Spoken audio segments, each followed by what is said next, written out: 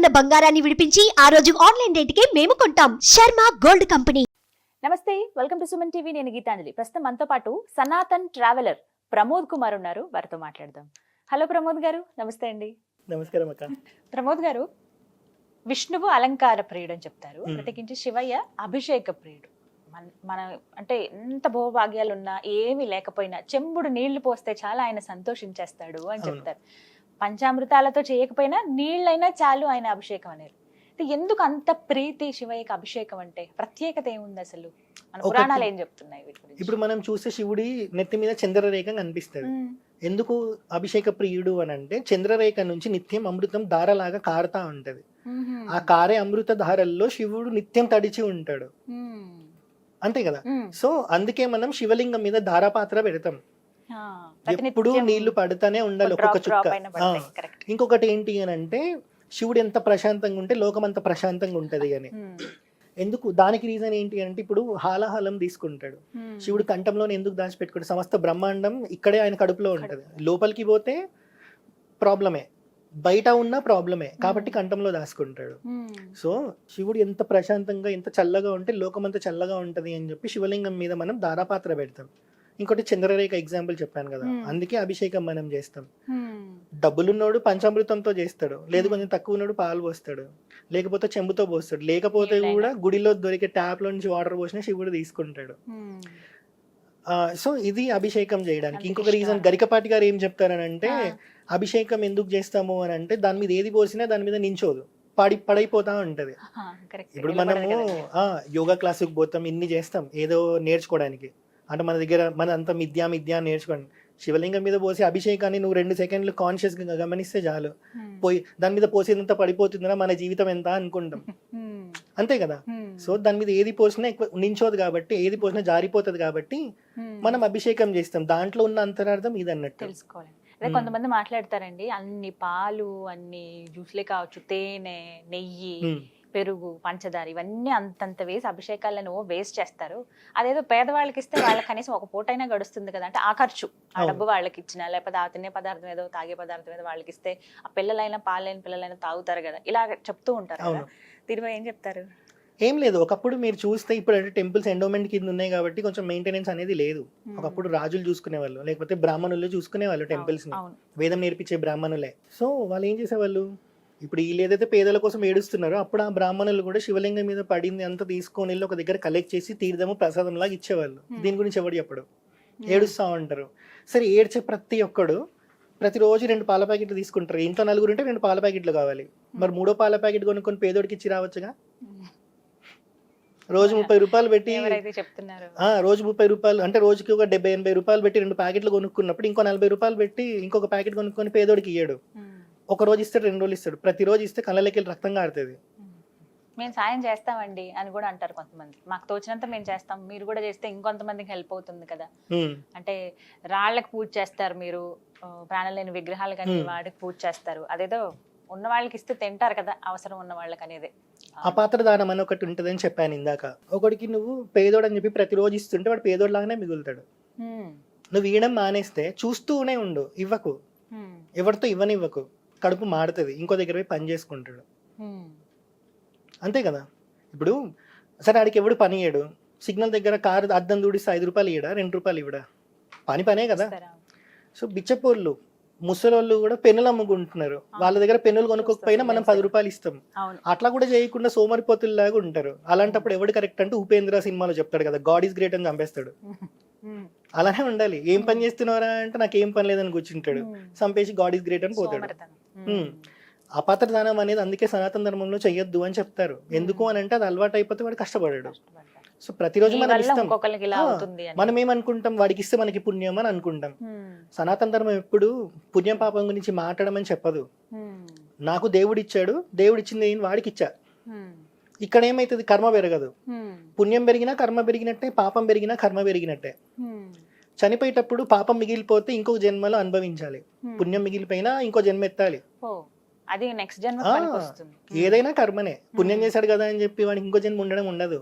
వాడి ఇప్పుడు శరీరం వదిలేశాక సోల్ అనేది ఇందులో నుంచి పోతేనే వాడికి మోక్షం.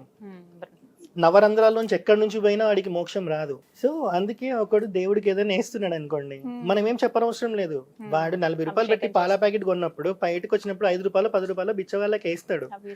సో ఇప్పుడు నేను 40 రూపాయలు పాల ప్యాకెట్ వాడికి ఇస్తే ఒక పూట కడుపు నిండుతుంది. మీరు చాలా మంది బిచ్చగాళ్ళని చూస్తే ఫుడ్ ఇస్తే తీసుకోడు, పైసలు ఇస్తే తీసుకుంటారు. లేదు ఇప్పుడు ఇడ్లీ తింటున్నప్పుడు ఇడ్లీ ఇచ్చినాం అనుకోండి, నాకు ఇడ్లీ వద్దు డబ్బులే కావాలి అంటాడు. అది అపాత్రదానమే కదా. వాడు తాగడానికి ఖర్చు పెడుతుండేమో, సిగరెట్ తాగడానికి ఖర్చు పెడుతున్నాడేమో. సో ఎవడు ఏది ఇచ్చినా వాడు లోపల ఏం చేస్తున్నా మనకు కనిపిస్తుంది తప్ప గుడి బయటకు వచ్చి బిచ్చగాళ్ళకి ఎంతమందికి ఇస్తున్నాడో మనం చూడలేము. కాబట్టి మనం ఏం అనాల్సిన అవసరం లేదు. ఎవరికి ఏం కూడా ఇవ్వాలనిపిస్తే వాడు ఇస్తాడు. సో ఇంకొకటి ఏంటంటే ఇప్పుడు విగ్రహాలను ఎందుకు పూజిస్తారు, వాటికి పోస్తే ఏమొస్తుంది అన్న క్వశ్చన్ ఒకటి వచ్చింది కదా. మాట్లాడలేవు, కదలవు, మనం చెప్పింది వింటాయో లేదో కూడా తెలియదు. అలాంటి వాటికి మీరు ఎందుకు అంతంత ఇది చేస్తారు, ఆరాధనలు చేయటం గానీ పూజలు గానీ ఇవన్నీ ఎందుకు అని అడుగుతారు. సింపుల్, మనము డైరెక్ట్ తెచ్చి విగ్రహాన్ని అక్కడ పెట్టట్లే.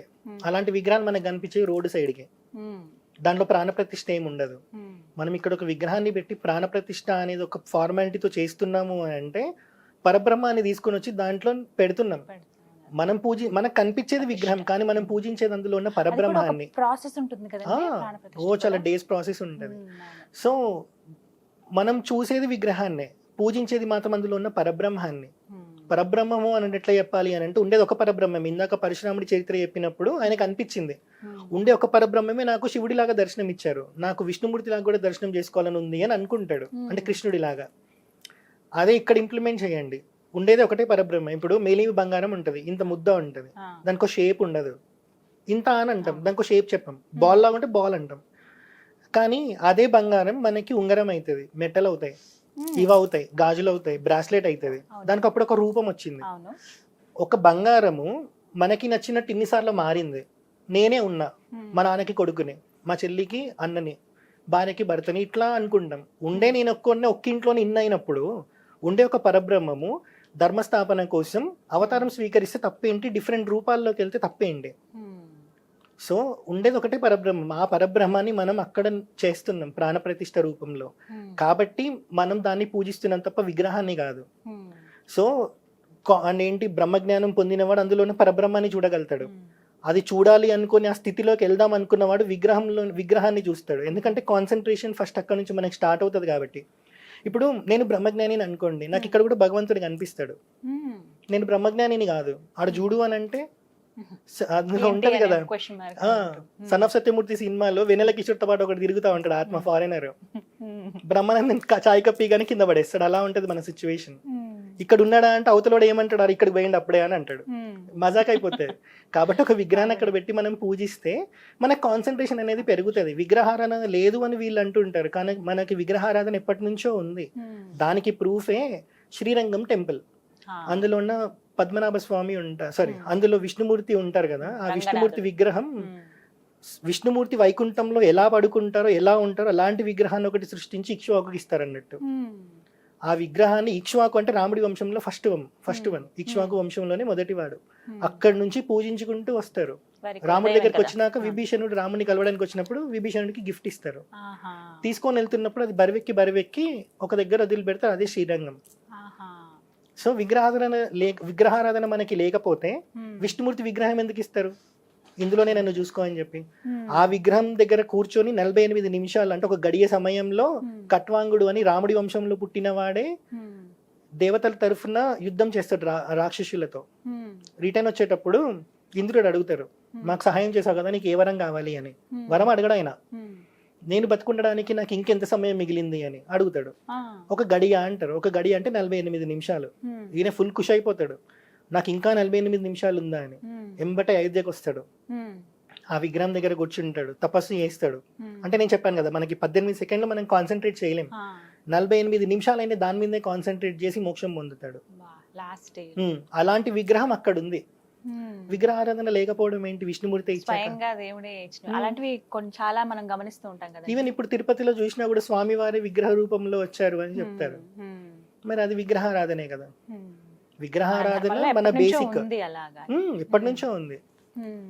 సో మనం పూజించేది విగ్రహాన్ని కాదు, అందులో ఉండే పరబ్రహ్మాన్ని. చాలా మందికి అర్థమై ఉంటుంది, అయోధ్య బాలరాముడి ప్రతిష్టాపన ఆ ప్రాసెస్ అంతా అప్పుడు తెలుసుకున్నారు చాలా అవునవును, మందికి, ఈ అవును, జనరేషన్ వాళ్ళకి అవును. అసలు ప్రతిష్టాపన ఎలా జరుగుతుందని తెలిసింది అయోధ్య అవును, విగ్రహస్థాపన అవును, వల్లే. అవును. జలాదివాసం, పుష్పాదివాసం ఇవన్నీ అవును. జరిగిన తర్వాత ఎప్పుడైతే ప్రాణ ప్రతిష్ఠ చేస్తారో విగ్రహంలో ఎంత మార్పు చూసామండి. అవును, మీరు చూస్తే కళ్ళు మూస్తారు. ఈవెన్ మనం వినాయకుడిని ఇంటి దగ్గర కట్టేస్తారు తెచ్చినా కళ్ళకి గంతలు కడతారు. ఎందుకంటే ఒకసారి ప్రాణప్రతిష్ఠ చేసి ఆ కళ్ళకి ఆ పవర్ వచ్చాక మనం మన మాంసనేత్రాలతో చూడలేం. అందుకే ఆయన ఫేస్ ఆయనకి చూపిస్తాం అద్దంలో. అద్దంలో చూపిస్తారు. దాని తర్వాత మనం చూడడం స్టార్ట్ చేస్తాం. ముందు వారికి అలా, చూపిస్తారు. కొన్ని ఎందుకంటే చోట్ల ఆ అద్దం. తపోశక్తి ఉన్నవాడు మాత్రం చూడగలుగుతాడు, లేనివాడు ఏమైనా ఎఫెక్ట్ పడొచ్చు. అది నమ్మేవాడు నమ్ముతాడు, నమ్మని వాడి గురించి అవసరం లేదు. వాడు ఎప్పుడు నమ్ముతాడు తెలుసా? చనిపోయే చివరి ఊపిరిలో యమదూతలు వచ్చి పక్క నుంచి ఉంటారు కదా, ఈ రోజులు మీరు లేరనుకున్నా ఉన్నారా అనుకుంటాడు. అప్పుడు విష్ణుమూర్తి గుర్తొస్తాడు సార్. అప్పుడు గుర్తొస్తారు. అందుకే అదైతే చేంజ్ చాలా చూసాం. ముందంతా ఎలా ఉంది, అవును, అసలు ప్రతిష్ఠించక ముందు చూపించారు కదా, అవునవును, ఆయన చెక్కిన అవును. శిల్పి చెక్కింది.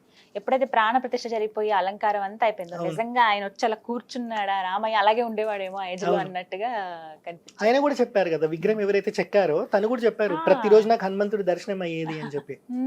ఏది లేకుంటే ఎందుకు అవుతుంది? అంతే కదండి, నిజంగా అలా మిరాకిల్స్ ఇవన్నీ కూడా 100% తెలుసుకోవాలి. ఉంటాయి. అంటే కొట్టి పారేయడానికి లేదు ఇప్పుడు ఎందుకంటే మీరు ఇప్పుడు చూడండి, క్రిస్టియానిటీలో కానీ ఇస్లాంలో కానీ ఎక్కడ కానీ దేవుని చూసావా అంటే చూడలేదనే చెప్తారు. మన దాంట్లో ఎన్లైటెన్ బీయింగ్స్ ఉన్నారు. ఒక ఎన్లైటెన్ బీయింగ్ అయినా ఇంకొక రిలీజియన్ నుంచి వస్తారా? రారు. వాళ్ళకి ఎన్లైట్మెంట్ అంటే తెలీదు. మనకి బ్లిస్ఫుల్నెస్ అనేది తెలుసు. బతుకుండగా వచ్చే జ్ఞానమే మోక్షం అని మనకి తెలుసు. ఇంకొకటి, మన దాంట్లో ఈవెన్ రామదాసు కూడా 400 years బ్యాక్ పుట్టిన రామదాసు కూడా రాముడి దర్శనం చేసుకున్నాడు. వాళ్ళ దాంట్లో వచ్చి చేస్తారా? ఎవడన్నా రాదు కదా. వాళ్ళు ఇంకా రెండో రాక కోసం ఎదురు చూస్తా ఉన్నారు. ఇలాంటి మిరాకిల్స్ చాలా ఉన్నాయి. అమ్మవారి రూపం, ఆమెను చూసిన వాళ్ళు, ఆమెతో స్వయంగా మాట్లాడిన వాళ్ళు ఉన్నారు. అవునవును, ఎక్స్పీరియన్స్ చేస్తారు కదా. ఈవెన్ మనకి ఈయన కూడా ఉన్నారు కదా, రామకృష్ణ పరమహంస. ఎందుకు శివాజీ చేతికి అమ్మవారే కత్తిచ్చారు అనేది, ధర్మాన్ని కాపాడడానికి అమ్మవారే కత్తిచ్చారు కదా. సో ఇలా స్వయంగా ఎక్స్పీరియన్స్ చేసిన వాళ్ళు ఉన్నారు. కానీ ఈ క్రమంలో ఒక క్వశ్చన్ అడుగుతాను. ఇప్పుడు అమ్మవారు ఒంటి మీదకి వస్తుందని చెప్పి ఇలా చూస్తాం కదా మనం, గ్రామ దేవతలు మరీ ముఖ్యంగా, అలా నిజంగా జరుగుతుందా? యాక్చువల్లీ జరుగుతాయి, కానీ ఈ మధ్య అదొక పెద్ద యాక్టింగ్ అయిపోయింది. కెమెరాలు ఫోన్లు రాగానే పాపులర్ అవ్వడానికి. సో ఇప్పుడు ఇన్ని రోజుల నుంచి మనం వీడియోలు చేస్తున్నాం. 1 night లో పాపులర్ అవ్వాలంటే ఏదో చిల్లర పని చేయాలి. ఇప్పుడు వాళ్ళు వచ్చేస్తారు, ఇంకా వాళ్ళకి రాదు, కానీ యాక్టింగ్ స్కిల్స్ వల్ల కొందరికి వస్తాయి. అందరికీ అనలేము, కొందరికి వస్తాయి. ఇది ఎందుకంటే ఈ ప్రాసెస్ ఇప్పటిది కాదు, ఎప్పటి నుంచో ఉంది. మనకు అట్లా చూస్తే గానగాపూర్ గుడి ఉంటది, దత్తాత్రేయ స్వామిది. దయ్యం పట్టిన వాళ్ళని అక్కడికి తీసుకొని వెళ్తారు అని అంటారు. కొందరిని మీరు చూడొచ్చు, ఏం లేదు అని చెప్పొచ్చు, కానీ కొందరిని మీరు చూస్తే భయం అవుతుంది. వాళ్ళు స్తంభాలు ఎక్కేస్తారు అన్నట్టు. అక్కడికి వెళ్తేనే అది తీరుతుంది అని చెప్తారు అన్నట్టు, పోతుంది అని చెప్పి. సో ఉంటాయి నెగిటివ్ ఎనర్జీ, పాజిటివ్ ఎనర్జీ అనేది ప్రతి దగ్గర ఉంటది మనకి. సో ఖచ్చితంగా అది ఉన్నట్టు. నేను 2 విన్నాను. ఎలా అంటే అమ్మవారు ఆ ఒంటి మీదకి వస్తుంది అనేది ఒకటి విన్నాను. ఒంటి మీదకి వచ్చేంత శక్తి తట్టుకునేది మానవులకి ఇప్పుడు లేదు, మానవ మాత్రలకి. అందుకే కేవలం నుదుటి భాగాలు, బొట్టు పెట్టుకున్న దగ్గర మాత్రమే వస్తుంది. ఆ ఒక్క క్షణం, అది కూడా సెకండ్స్ లోనే అంతే ప్రాప్తం ఉంటే, అది ఎన్నో జన్మల పుణ్యం వల్ల అయితేనే అమ్మవారు అలా వస్తారు. కానీ ఇప్పుడు మనం చూసేదంతా కూడా ఎక్కువసేపు మాట్లాడడం కానీ, అమ్మవారు ఆవహించినట్టుగా ఉండడం కానీ, ఇక బోనాలప్పుడు కావచ్చు, ఇంకా ప్రత్యేకమైన పండుగలప్పుడు, ఇంకా గ్రామ దేవతల ఆరాధనలప్పుడు చూస్తూ ఉంటాం కదా. అంటే ఇవి వాస్తవాలు కాదా? అంటే ఇప్పుడు మనం ప్రతిదాన్ని, అంటే లిటరలీ చెప్పాలని అంటే నమ్మాలా నమ్మొద్దా అనేది మన వరకు పెట్టుకుంటే చాలు, బయటకు చెప్పొద్దు. సెకండ్ థింగ్ ఏంటి అంటే, ఇది నిన్న మొన్న నుంచి వచ్చింది కాదు, ఎప్పటి నుంచో వచ్చింది. వాళ్ళకి వచ్చింది అనుకోండి, జస్ట్ మొక్కి అమ్మవారు అనుకొని వదిలిపెట్టేయాలి. లేదా ఆమె మీద కాంట్రవర్షియల్ కామెంట్స్ చేసామనుకోండి, ఆమె ఇంకా ఎక్కువ చేస్తుంది రేపు. ఆ స్కోప్ మనం ఇస్తున్నాం ఆమెకి. ఆమె గురించి మనం నెగిటివ్గా మాట్లాడి, ఎందుకంటే అది ఆమెకే తెలుసు. రేపు పొద్దున ఆమెకి రాకున్నా ఆమె అట్లా చేస్తుంది అంటే అనుభవించేది ఆమెనే. దానివల్ల బాడీ ఎంత స్ట్రెయిన్ అవుతుందో, యాక్టింగ్ చేసిన స్ట్రెయిన్ అవుతుంది, నిజంగా అమ్మవారు వచ్చిన స్ట్రెయిన్ అవుతుంది. అందుకే కదా హోస్ట్ లేకుండా పడిపోతారు. సో ఇప్పుడు ఒకటి ఏంటి అని అంటే, నేను ఇంతకు చెప్తున్నాను కదా, మనకి కొన్ని గమనించే శక్తి మనకి లేదు. ఆ బ్లిస్ఫుల్నెస్ అనేది మనం ఫీల్ అవ్వలేకపోతున్నాం కాబట్టి ప్రతిదీ మనకి మూఢనమ్మకంగానే అనిపిస్తుంది. కానీ ఈ గోల్లో చూసుకుంటే వెంటనే స్పందించే దేవతల్లో వినాయకుడు, చండి అని చెప్తూ ఉంటారు. సో అలా అమ్మవారు వెంటనే రెస్పాండ్ అవుతుంది. ఇప్పటికీ ఆమెతో కూర్చుని మాట్లాడిన అమ్మ అని పిలిచిన ఆవిడ పలుకుతుంది అని అంటారు. But you believe it or not? ఒకటి నేను అదే చెప్తున్నాను. ఒకటి ఏంటంటే, ఎప్పటి నుంచో వస్తుంది కాబట్టి మనం నమ్మాల్సిందే. అంటే నమ్మాలి అంటే ఆ అమ్మవారు వచ్చారని మొక్కుకొని వెళ్ళిపోవడమే తప్ప కామెంట్ చేయకుండా ఉంటే బెటర్. ఎందుకంటే రేపు పొద్దున్న నిజంగానే వచ్చింది అనుకోండి, అప్పుడు కూడా మనం కామెంట్ చేస్తే ఆమె ఆగ్రహానికి లోనవుతాం. కాబట్టి ఏది అనకుండా కర్మ పెంచుకోకుండా మొక్కుకొని వెళ్ళిపోతే అమ్మవారే చూసుకుంటది అని వెళ్ళిపోవాలి అంతే. వినోద్ ఎక్కువ పట్టించుకోవద్దు. ఎందుకు అని అంటే నెక్స్ట్ ఇప్పుడు నేను ఇది చెప్తున్నాను, ఇంకొక 1 minute లో నేను ఏం చెప్తానో నాకు తెలియదు, నేను ఏం చేస్తానో నాకు తెలియదు. ఇప్పుడు వాళ్ళ పరిస్థితి కూడా అంతే. సో వచ్చారనుకోనే మొక్కుకొని వెళ్ళిపోవాలి అంతే. అంతవరకే. రాలేదు అని అనుకుంటే ఏమైతుందంటే రేపు పొద్దున నిజంగా వచ్చినా కూడా మనకి మూఢనమ్మకం లానే కనిపిస్తుంది. అప్పుడు ఏమైతుంది, దేవుడే ప్రత్యక్షం అయ్యి నీకేం వరం కావాలో కోరుకో అంటే నిన్ను నువ్వు ప్రూవ్ చేసుకో అంటాం అప్పుడు మనం. దేవుడికి మనం అంతే అంతే. సో ఏ టైంలో ఎవరు ఎట్లా వస్తారో మనకు తెలియదు అని కోరుకోవాలి అంతే. కానీ మనం దృఢంగా లేకపోతే మనసు పెట్టి పిలిస్తే దేవుడు వస్తాడు అని అంటారు, అది నిజమేనా? నేను ఇందాక కూడా చెప్పాను కదా, పలుకుతాడా? నేను ఆదిశంకరాచార్య మీద వీడియో చేస్తున్నప్పుడు నేను ఆల్రెడీ 2-3 minutes వీడియో చేశా. చాగంటి గారి ప్రవచనం గుర్తొచ్చింది. ఏ ప్రవచనంలో చెప్పారో గుర్తుంది కానీ ఏ minute లో చెప్పారో గుర్తులేదు. అది వాయిస్ తో ఉన్న ప్రవచనం. ఆయన పీఠం మీద కూర్చొని చెప్పినా కూడా నేను ఒక విజువల్ ఒక దగ్గర ఆపి వినలేను, దీని తర్వాత ఇది చెప్పింటాడు అని చెప్పి మొత్తం వినాల్సి వచ్చేది. కానీ నేను ఒకటే మొక్కుకున్నా, స్వామి నేను నీ గురించే వీడియో చేస్తున్నా, నేను ఎక్కడ ఆపితే అక్కడ నాకు రావాలి, వీడియో ప్లే చేస్తున్నా, నేను ఎక్కడ ఆపితే నాకు అక్కడ ప్లే అవ్వాలి అని అనుకున్నా. ఇలా వీడియో ఆన్ చేసా, ఇలా స్వైప్ చేసి ఒక దగ్గర ఆపాను, ట్రావెన్కోర్ అనే ఒక వర్డ్ కనిపించింది, నాకు ఆ ట్రావెన్కోర్ అనే వర్డ్ దగ్గర నుంచే కావాలి. మొన్న నేను ఒక 11 minutes వీడియో చేశా, సన్యాసి అని పెట్టి ఒక టైటిల్ తో చేశా. అందులో చాగంటి గారి ప్రవచనం ఉంటది, మీరు చూసే ఫ్రేమ్ చెడిపోదు కానీ వీడియో ప్లే అవుతుంది. అట్లా నేను ఒకసారి ఆదిశంకరాచార్య కృష్ణుడే సుప్రీం అన్నాడు అని చెప్పి ఇట్లనే ఎవరో చెప్పారన్నట్టు పోయి వాడు ఏ బుక్ లో నుంచి చెప్పాడు అని చూపెడుతున్నాడు ఆ పర్సన్, ఆదిశంకరాచార్య చెప్పారు అని. ఆ బుక్ కొనుక్కొని వచ్చిన. నేను ఒకటే మొక్కుకున్నా, స్వామి నువ్వు గనక కృష్ణుడు సుప్రీం అని చెప్పావనుకో నేను ఇంకోసారి నిన్ను మొక్కను అని అనుకున్నా. నేను ఇలా ఓపెన్ చేసా, ఆ శ్లోకం దగ్గర బుక్ ఓపెన్ అయ్యింది, చూస్తే అందులో 5 words ఉన్నాయి. వాడు 3 words చెప్పి విష్ణుమూర్తి కృష్ణుడు సుప్రీం అని చెప్పాడు, 5 words తీస్తే కృష్ణుడు అనే వర్డే లేదు అక్కడ. ఇలా ప్రొపగాండా అన్నట్టు ఒకళ్ళే సుప్రీం అని చెప్పడానికి. సో మనకి మనం మనస్సుతో అనుకుంటే ఖచ్చితంగా జరుగుతుంది. నాకైతే నేను అందుకే ఏం చెప్తున్నా ఇందాక కూడా, నేను రామానుగ్రహం అనే కామెంట్స్ లో పెడతా, ఎవడన్నా ఏమని అన్నా కూడా జై శ్రీరామ్ అన్న చాలా మటుకు రామానుగ్రహం జై శ్రీరామ్ ఇట్లనే పెడతా అన్నట్టు. ఎందుకంటే నేను ఇందాక ఫస్ట్ కూడా అదే చెప్పాను కదా, నేను కొన్ని చెప్తా అవి ఎందుకు చెప్తానో తెలియదు కానీ వచ్చేస్తాయి, తర్వాత చూసుకుంటే అది నిజమే అవుతుంది. సో దేవుడి అనుగ్రహం లేకుంటే అది అవ్వదు. అందుకే నేను మనీ గురించి ఏం చేయట్లేదు. ఇప్పుడు నేను మనీ చేయాలి అంటే యూట్యూబ్ లో బాగా చేయొచ్చు వీడియోలు. నాకు ఇన్స్టాగ్రామ్ లో 70 వచ్చారంటే యూట్యూబ్ లో ఈజీగా 1.5-2 lakhs వస్తారు. నేను అందులోకి ఏం పోవట్లేదు. యూట్యూబ్ ఆలోచన లేదా అసలు మీకు? ఉంది, మొన్న 1.5 month బ్యాక్ క్రియేట్ చేశా. కానీ ఇలా ఒక దగ్గర కూర్చొని ఫ్రేమ్ పెట్టుకొని వీడియోలు చేయడం నాకు రాదు. ఇలా సెల్ఫీ వీడియోలు అలా నడుచుకుంటూ చెప్తే ఆ మజా వేరుండే. సో అందుకే ఇన్స్టాగ్రామ్ లోనే ఉన్నా. నా ఫీల్డ్ నాకు ఉంది. మహా అంటే ఫుడ్ డబ్బులు అనుకోండి, పెట్టడానికి మా నాన్న ఉన్నాడు. ఫుడ్ పొద్దున్న లేస్తే 3 గుడిలు తిరిగితే 3 ప్రసాదాలు వస్తాయి, 3 పూటలు కడుపు నిండుతుంది కదా. మోక్షం కూడా అంతే కదా, దర్శనం కూడా అవుతుంది, కడుపు కూడా నిండుతుంది. సో అందుకే మనం ఇంతవరకు ఆలోచించుకుంటే దేవుడే అన్ని ఇచ్చేస్తాడు. అలా. థాంక్యూ అండి, నమస్కారం. హర హర మహాదేవ.